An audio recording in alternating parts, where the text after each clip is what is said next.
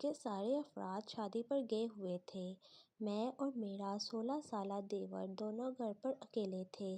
میں اپنے کمرے میں سو رہی تھی کہ میرا دیور دروازہ کھٹکھٹانے لگا۔ میں نے دروازہ کھولا تو وہ میرے گلے لگ گیا اور مجھے کس کر پکڑ لیا۔ کہنے لگا، بھابھی، مجھے اکیلے سونے سے ڈر لگتا ہے، مجھے اندھیرے سے ڈر لگتا ہے، پلیز مجھے اپنے ساتھ سلائیں۔ میں نے اسے بچہ سمجھ کر اپنے ساتھ سلا لیا۔ کچھ دیر بعد میری آنکھ کھلی تو میرے ہوش اڑ گئے، کیونکہ میرا دیور تو پیچھے سے میرا نام شائستہ ہے۔ شادی کے ایک ماہ بعد میرا شوہر دبئی چلا گیا۔ میرے شوہر کی ایک بہن اور ایک بھائی تھا۔ بہن کی شادی ہو چکی تھی اور دیور 16 سال کا لڑکا۔ میرے دیور کا نام ارحم تھا۔ وہ تھا تو 16 سال کا، لیکن اپنی چال ڈھال اور اونچے قد کی وجہ سے برا لگتا تھا۔ میں شام کو اس کے کمرے میں چلی جاتی اور اس کے ساتھ باتیں کرتی۔ بہت جلد وہ میرے ساتھ گھل مل گیا۔ وہ میرے کمرے میں بھی بلا تکلف آ جایا کرتا تھا۔ ایک دن میں اس کے کمرے میں گئی تو وہ ٹی وی دیکھ رہا تھا۔ مجھے دیکھ کر اس نے فوراً چینل بدل دیا اور تھوڑا گھبرا گیا۔ میں جب اس کے پاس گئی تو اس کا رنگ اڑ گیا۔ مجھے کچھ شک سا ہونے لگا۔ نہ جانے وہ ٹی وی پر کیا دیکھ رہا تھا جو مجھے دیکھ کر اس نے چینل بدل دیا اور اب ایسے دیکھ رہا تھا جیسے میں نے اس کی کوئی چوری پکڑ لی ہو۔ میں نے اس سے پیار سے پوچھا کہ تم ٹی وی پر کیا دیکھ رہے تھے؟ میرے سوال پر وہ تھوڑا سا پریشان ہو گیا اور سر کو نفی میں ہلانے لگا۔ کہنے لگا، کچھ نہیں، اس وقت ٹی وی پر کارٹون چل رہے تھے۔ میں نے کہا، جو چینل تم دیکھ رہے تھے وہاں پر لگاؤ۔ اس نے اپنا دھیان نیچے کر لیا اور وہ چینل لگا دیا جو وہ دیکھ رہا تھا۔ میں نے وہ دیکھتے ہی اپنی آنکھیں بند کر لیں۔ میں نے غصے سے ارحم کی طرف دیکھا۔ تم یہ دیکھتی ہو ٹی وی پر؟ بتاؤں رات کو تمہارے بھائی کو؟ وہ میرے غصے سے بدحواس ہو گیا اور ڈر کے مارے سر ہلانے لگا۔ پلیز بھابھی، بھائی سے کچھ مت کہیں۔ میں نے کہا کہ تم اتنی ڈرونی مووی دیکھتے ہو رات کو سوتے ہوئے، تمہیں ڈر نہیں لگتا کیا؟ میں تو دیکھ کر ہی ڈر گئی تھی۔ اس نے فوراً مجھ سے معافی مانگی اور کہنے لگا کہ آج کے بعد وہ نہیں دیکھے گا، جس پر میں مسکرانے لگی۔ مجھے اس کی معصومیت اور ڈر پر پیار آنے لگا۔ پھر میں نے اس کے سر پر تھپکی دی اور کہا کہ میں تمہارے بھائی کو نہیں بتاؤں گی۔ تمہیں ڈرنے کی کوئی ضرورت نہیں ہے۔ ہم ایک خوشحالی زندگی گزار رہے تھے، لیکن مجھے نہیں معلوم تھا کہ یہ خوشی صرف عارضی ہے اور میں کسی ایسی مصیبت میں بھی پڑ سکتی ہوں جس کا تصور کرتے ہوئے ہر عورت اپنے کانوں کو ہاتھ لگائے۔ چونکہ میری نند کی شادی ہو چکی تھی، اس لیے میں ارحم پر زیادہ توجہ دیتی تھی۔ اس کی پسند کا کھانا بھی بنا دیتی، اس کے چھوٹے موٹے کام بھی کر دیتی اور کبھی کبھار اس کے ساتھ کوئی گیم بھی کھیل لیتی تاکہ وہ اکیلا پن محسوس نہ کرے۔ ایک دن ارحم میرے کمرے میں آیا۔ میں نے ایک خوبصورت سا لباس پہنا ہوا تھا اور میک اپ کر رہی تھی۔ جب ارحم میرے کمرے میں آیا، مجھے تیار ہوتے ہوئے غور سے دیکھنے لگا۔ پھر میرے میک اپ سے ایک سرخ رنگ کی لپسٹک کو اٹھا کر اس نے مجھے پکڑائی اور کہنے لگا، بھابھی یہ لگائیں، مجھے یہ رنگ بہت اچھا لگتا ہے۔ میں نے اس کے ہاتھ سے وہ لپسٹک پکڑ لی۔ میں اس چھوٹے سے بچے کا دل نہیں توڑنا چاہ رہی تھی، لیکن وہ تو مجھے دیکھ کر مسکرا رہا تھا۔ میرا چہرہ اپنے دونوں ہاتھوں میں لے کر بولنے لگا، بھابھی آپ تو بہت پیاری لگ رہی ہیں۔ یہ کہہ کر وہ بے ساختہ میرے گلے لگ گیا۔ میں اچانک اس کے گلے لگنے سے تھوڑا سا گھبرا گئی۔ میرا دل دھک دھک کرنے لگا۔ میں نے اسے فوراً اپنے آپ سے دور کیا۔ وہ پیچھے ہٹ کر مجھے دیکھنے لگا۔ میں نے اسے غصے سے کہا، وہ کچھ گھبرا سا گیا، کہنے لگا بھابھی آپ تو میری بڑی بہن جیسی ہیں، مجھے آپ میری بڑی بہن جیسی لگتی ہیں، لیکن شاید آپ کو میرا پیار کرنا اچھا نہیں لگتا۔ اس نے سر جھکا کر شرمندگی سے کہا اور میرے کمرے سے باہر چلا گیا۔ مجھے خود سی محسوس ہونے لگی اور مجھے اپنی سوچ پر شرمندگی آنے لگی کہ وہ مجھے بڑی بہن سمجھ کر میرے گلے لگ رہا تھا اور میں کتنا غلط سوچ رہی تھی۔ کیسے غصے سے میں نے اسے خود سے دور کیا تھا۔ وہ اپنے کمرے میں جا کر میرے بارے میں کیا سوچتا ہوگا کہ میں کیسی بدتمیز ہوں۔ میں نے اس کے پیار کا جواب یوں غصے سے دیا، نہ جانے کیوں لیکن مجھے خود سے شرمندگی محسوس ہونے لگی۔ اس لیے میں ارحم کے ساتھ پہلے جیسا رویہ کرنے لگی۔ اب وہ پورا دن میرے ساتھ ہی گزارتا، میرے گلے میں بلا تکلف پیار سے باہیں ڈال دیتا، اپنا چہرہ میرے چہرے کے قریب لے آتا۔ مجھے نہ جانے کیوں اس کا یوں قریب آنا بے چین کر دیتا تھا۔ مجھے لگتا تھا کہ جیسے کچھ غلط ہو جائے گا۔ میرے اندر کوئی مجھے یہ کہتا کہ یہ سب کچھ ٹھیک نہیں ہے، لیکن میرے اندر کا شیطان مجھے یہ سمجھانے لگا کہ فکر نہیں کرو، وہ ایک چھوٹا سا بچہ ہے، تم سے پیار کرتا ہے، تمہیں اپنی بڑی بہن سمجھتا ہے، تمہیں بھی ایسا ہی سوچنا چاہیے۔ میں دکھنے میں کافی خوبصورت تھی، میرا جسم بڑا تھا، لیکن جب وہ میرے ساتھ کھڑا ہوتا تو وہ مجھ سے 2-3 انچ بڑا ہی لگتا تھا۔ جب وہ اسکول سے آتا تو میں کچن میں کھانا بنا رہی ہوتی، وہ اندر آتے ہی مجھے پیچھے سے گلے لگا لیتا۔ مجھے اس کی اس حرکت پر الجھن سی ہونے لگی۔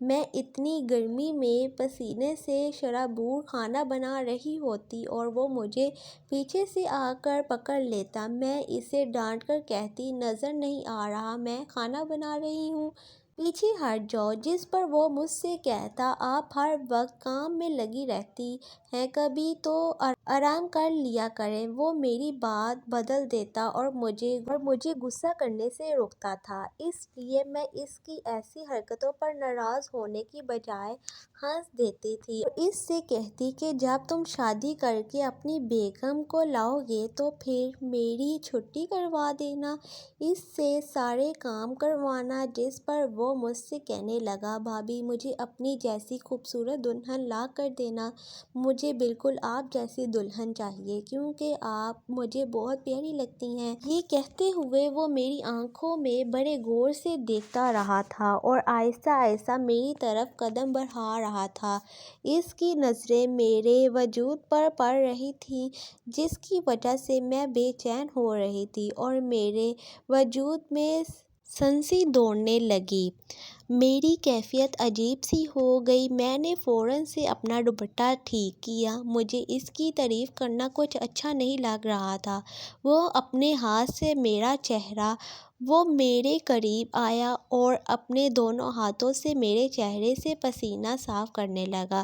میں ڈر کر پیچھے ہو گئی۔ وہ مجھ سے کہنے لگا اگر میرے ہاتھ میں ہوتا تو میں کبھی بھی آپ کو ایک کام بھی نہ کرنے دیتا، میں آپ کو رانی بنا کر رکھتا۔ میری دھڑکنیں بہت تیز ہو گئیں، ایسی تعریف تو کبھی میرے شوہر نے بھی نہیں کی تھی۔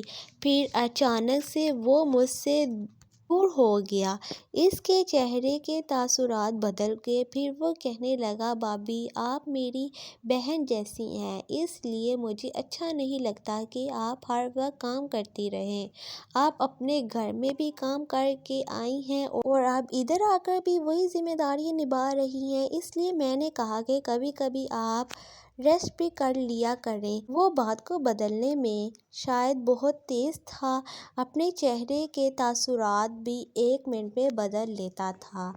میں اب ارحم کی نظروں میں الجھ گئی تھی۔ میں نے اس سے بار اس سے سختی سے کہا جاؤ جا کر اپنے کپڑے بدلو، میں کھانا بنا کر لاتی ہوں۔ وہ اپنے کمرے میں گیا تو میں نے سکون کا سانس لیا۔ کچھ دن تک میں اس سے کتراتی رہی۔ ایک بار میں نے اپنے شوہر سے ارحم کے بارے میں ذکر کیا اور اس سے کہنے لگی کہ ارحم عجیب حرکتیں کرتا ہے، جیسے وہ امی کے گلے لگتا ہے، میرے بھی ویسے ہی لگ جاتا ہے، مجھے یہ سب کچھ بہت برا لگتا ہے۔ میں نے یہ بات اپنے شوہر سے کہی کہ وہ اپنے چھوٹے بھائی کو سمجھائے، لیکن وہ میری بات کا الٹا مطلب نکالنے لگا۔ کہنے لگا کہ تم تو ہر وقت غلط ہی سوچتی ہو، میرا بھائی بہت معصوم ہے، وہ تمہیں بہن کی نظر سے دیکھتا ہے۔ انہوں نے اس بات کو ٹال دیا اور پھر فون بند کر دیا۔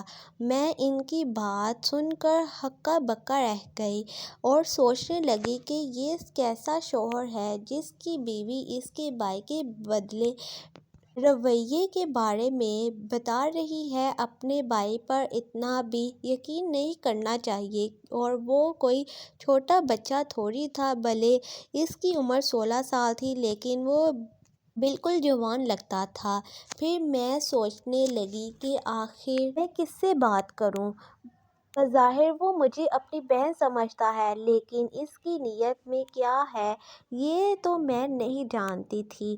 نہ اس کی نظریں اور باتیں بہت عجیب سی ہوتی تھیں۔ یہ بات تو میری ماں اور اس کے بھائی کو سمجھنی چاہیے کہ بھابھی بے شک بہن ہوتی ہے، لیکن کچھ لحاظ بھی رکھا جاتا ہے۔ ایک دن یہی بات میں نے اپنے ساس سے بھی کر دی تو وہ ہنس کر کہنے لگی، ارے بیٹی، وہ تمہیں اپنی ماں سمجھتا ہوگا کیونکہ تم ہو ہی اتنی اچھی۔ میری تو دعا ہے کہ میری دوسری بہو بھی تم جیسی ہو۔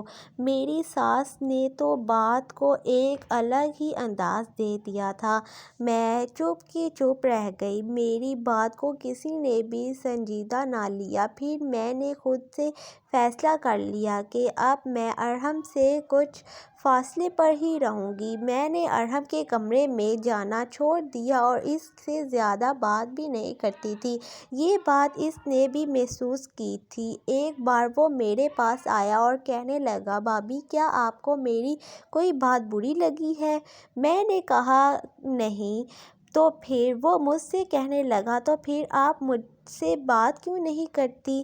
میں نے کہا بس مصروفیت کچھ بڑھ گئی ہے۔ میری بات سن کر وہ مجھے غور سے دیکھنے لگا اور پھر کہنے لگا، بھابھی مجھے آپ کے گال پر یہ تل بہت اچھا لگتا ہے، دل چاہتا ہے کہ اسے دیکھتا رہوں۔ میں نے اسے پیار سے سمجھاتے ہوئے کہا، مجھے اتنے غور سے مت دیکھا کرو، میں تمہاری بہنوں جیسی ہوں۔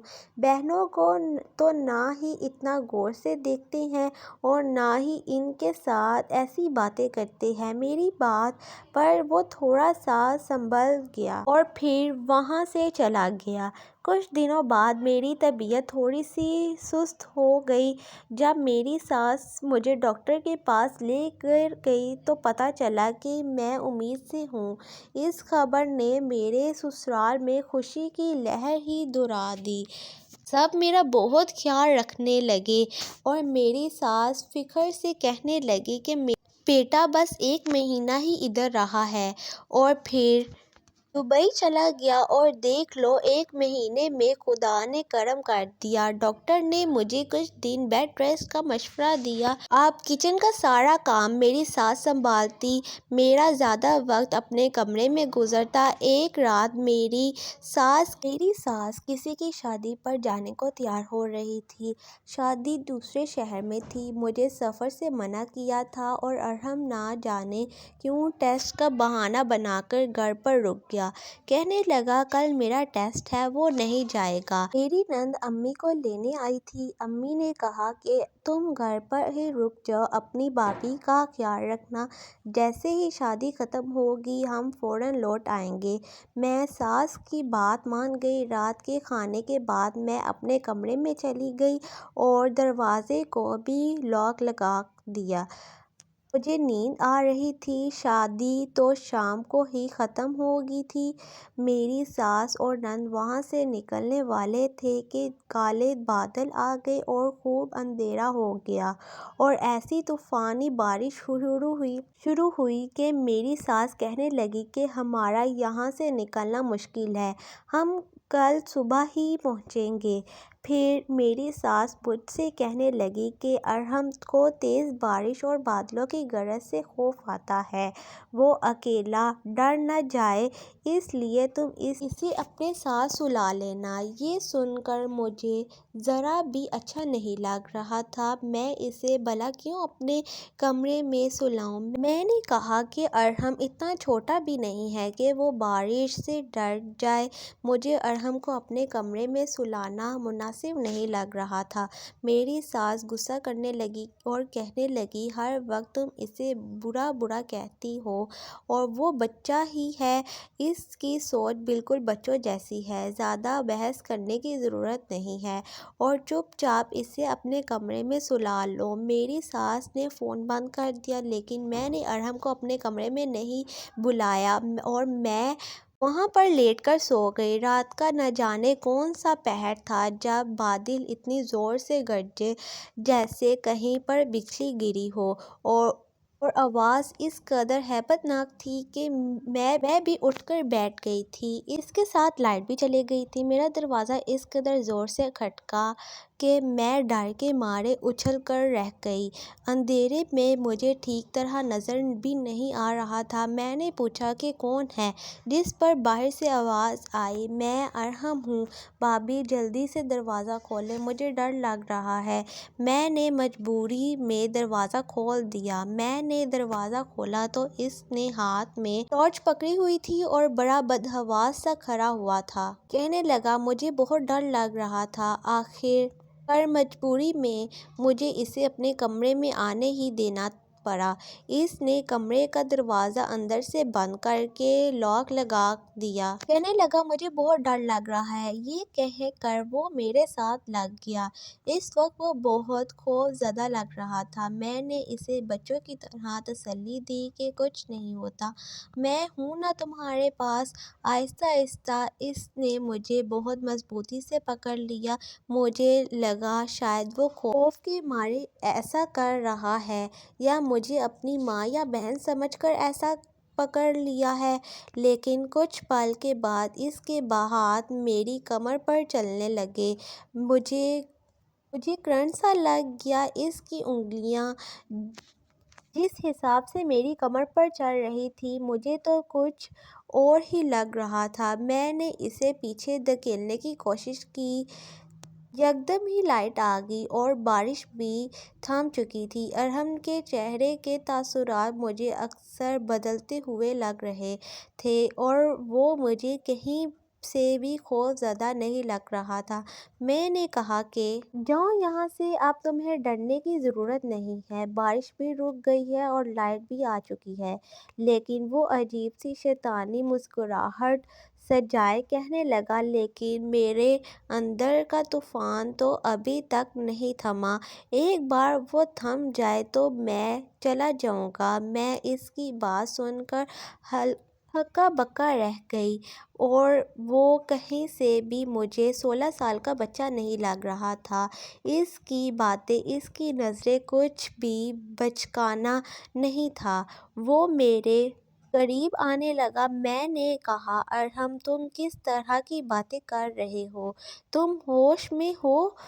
میں تمہیں کتنی بار سمجھاؤں کہ میں تمہاری بڑی بہن ہوں؟ میری بات سن کر وہ ہنسنے لگا، کہنے لگا کون سی بہن، کیسی بہن؟ آپ تو مجھے شروع سے ہی بہت پیاری لگتی تھی، آپ کے قریب آنے کے تو میں بہانے ڈھونڈتا تھا۔ اس کی باتیں میرے کانوں میں یوں پڑ رہی تھیں گویا کوئی گرم پگھلتا ہوا شیشہ ڈال رہا ہو۔ ارحم نہ جانے کس حواس سے میرے ساتھ باتیں کر رہا تھا۔ میں نے کہا، شرم نہیں آتی تمہیں؟ تم ماں جیسی بھابھی پر نظر رکھتے ہو؟ میں چلا کر بولی۔ وہ بے خوف ہو کر میرے سامنے کھڑا تھا۔ کہنے لگا، میں نے آپ کو ماں یا بہن سمجھا ہی کب ہے؟ میں تو آپ سے محبت کرتا ہوں اور آپ سے اظہار بھی کر چکا ہوں۔ آپ شاید بھول گئی ہیں۔ میں نے اسے خود سے دور کرنا چاہا، لیکن نہ جانے اس میں اتنی طاقت کہاں سے آ گئی۔ مجھے اپنا آپ اس کے آگے بے بس لگ رہا تھا۔ کچھ میری طبیعت بھی ٹھیک نہیں تھی۔ اس نے کمرے کی بتی گل کر دی اور اس کے ساتھ میری قسمت کی بتی بھی گل ہو گئی۔ میرا کوئی احتجاج، انکار، رونا، منت سماجت کچھ بھی میرے کام نہ آیا۔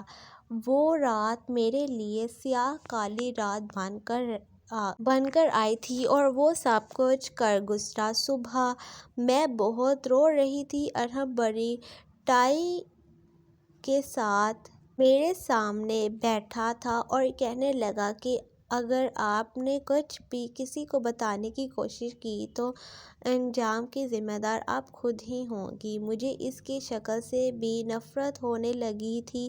اس وقت میں دوہری اذیت سہہ رہی تھی۔ ایک میرے پیٹ میں درد تھا اور دوسرا میری روح بری طرح سے قائل ہو چکی تھی۔ مجھے سامنے بیٹھا 16 سالہ دیور سے گھن آ رہی تھی۔ میں نے غصے سے کہا کہ دفعہ ہو جاؤ میری نظروں کے سامنے سے۔ میں تمہاری ہر بات اپنے شوہر کو بتاؤں گی، تمہاری ماں کو بھی بتاؤں گی۔ جو تم جیسے کمینے کو بچہ کہتی ہیں۔ وہ میری بات پر ذرا بھی نہ گھبرایا۔ کہنے لگا، آپ یہ شوق بھی پورا کر لیں، دیکھ لینا کہیں آپ کو لینے کے دینے نہ پڑ جائیں۔ آپ ہی جھوٹی ثابت ہوں گی۔ میں اس گھر کا بیٹا ہوں اور مجھ پر کوئی شک کر ہی نہیں سکتا۔ اگر آپ اپنا گھر بچانا چاہتی ہیں تو اپنی زبان بند رکھیے گا۔ میں نے نفرت سے اسے دیکھا۔ وہ میرے کمرے سے باہر چلا گیا۔ میرا دل چاہا کہ میں کچن سے تیزدھار چاقو لوں اور ارحم کی جان لے لوں۔ باہر کی بیل بجی تو میں درد کے باوجود بھاگتی ہوئی باہر گئی۔ دروازہ کھولا تو سامنے میری ساس اور نند کھڑی تھیں۔ میں اپنی ساس کے ساتھ لگ کر بلک بلک کر رونے لگی۔ میرے پیٹ کا درد بڑھنے لگا۔ میری آنکھوں کے سامنے اندھیرا چھا گیا اور میں ہوش سے غافل ہو گئی۔ جب مجھے ہوش آیا تو میری ساس میرے پاس بیٹھی تھی۔ کہنے لگی کہ ہم نے تمہیں احتیاط کرنے کا کہا تھا، تم کیوں سارے گھر کا کام کرتی رہی ہو؟ کھانا تو ہم بنا کر گئے تھے۔ اللہ نے بال بال تمہارے بچے کو بچایا ہے۔ اب تم کبھی بھی بستر سے مت اٹھنا۔ شاید یہ جھوٹ بھی ارحم نے بولا تھا کہ میں پیچھے سے گھر کے کام کرتی رہی ہوں۔ میں نے کہا، آپ لوگوں کو نہیں پتہ کہ میرے ساتھ کیا ہوا ہے۔ اس سے پہلے کہ میں کچھ کہتی کہ میرے کمرے کا دروازہ کھلا اور ارحم اندر داخل ہوا۔ شاید وہ میری بات سن چکا تھا۔ کہنے لگا، میں تو سمجھتا تھا کہ بھابھی بہت بہادر ہیں، لیکن یہ تو مجھ سے بھی زیادہ ڈرپوک ہیں۔ یہ بارش سے اتنا ڈرتی ہیں کہ مجھے رات بھر انہیں سنبھالنا پڑا۔ سب اس کی بات کو نارمل انداز سے لے کر رہے تھے۔ میں نے سوچا کہ میں میکے جا کر اپنے شوہر کو سب کچھ بتا دوں گی۔ جب میں نے شوہر کو کال کی اور انہیں سب کچھ بتایا تو وہ مجھے گالیاں دینے لگے۔ کہنے لگے کہ تم میرے چھوٹے معصوم بھائی کو کیا سمجھ رکھا ہے؟ ارے وہ تو چھوٹا سا ہے، اسے تو ایسی باتوں کا علم ہی نہیں ہے۔ تمہیں شرم نہیں آتی اس پر ایسا الزام لگاتے ہوئے؟ میں سب جانتا ہوں کہ تم یہ سب کچھ کیوں کہہ رہی ہو۔ میں کبھی بھی اس گھر سے الگ نہیں ہوں گا۔ تم اگر میرے بچے کی ماں نہ بننے والی ہوتی تو میں تمہیں طلاق دے دیتا۔ تمہیں شرم نہیں آتی میرے بھائی پر ایسے الزام لگاتے ہوئے؟ ان کی یہ بات سن کر میری روح چھلنی ہو گئی۔ اب مجھے سب کچھ سمجھ آنے لگا کہ میں ان کے پورے گھر کو کیسے سنبھالتی تھی، اس لیے شاید وہ میری عزت کرتے تھے۔ میری حیثیت مجھ پر کھل چکی تھی، میری اب تک کی ساری خدمت بے معنی ہو چکی تھی۔ انہیں میری بات پر بھروسہ ہی نہیں آیا تھا، کیونکہ انہیں اپنے بھائی پر اعتبار تھا۔ میں نے اپنا سارا سامان باندھا اور جانے کا فیصلہ کیا۔ ارحم نے مجھے ایک بار بھی نہیں روکا۔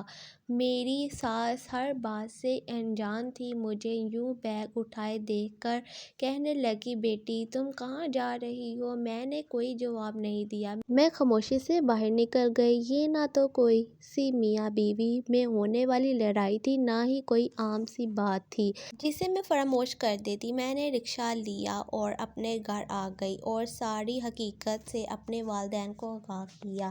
وہ مجھ سے کہنے لگے، تم پڑھی لکھتی نہیں ہو کیا؟ تم جاہل تھی جو اس طرح اپنے دیور کو اپنے قریب آنے دیا کرتی تھی۔ وہ تھا تو تمہارے لیے غیر محرم ہی۔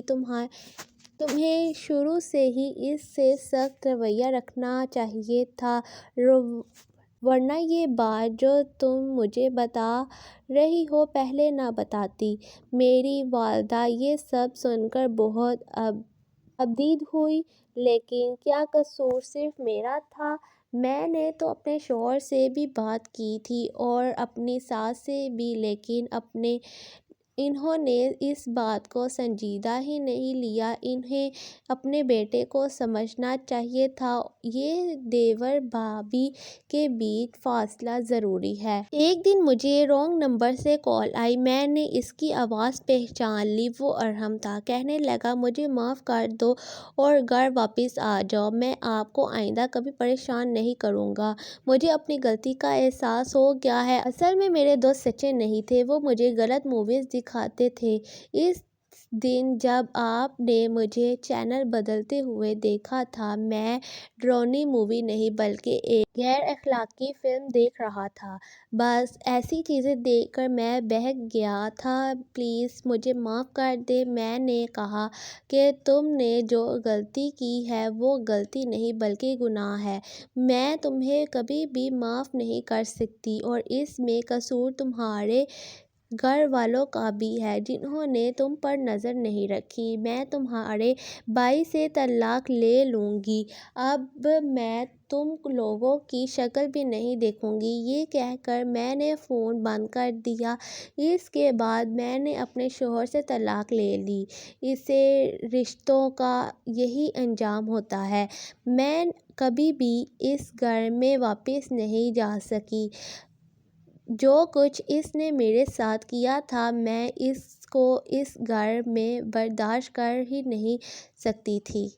اس لیے میں نے جو فیصلہ کیا تھا، میری نظر میں میرے لیے وہی صحیح تھا۔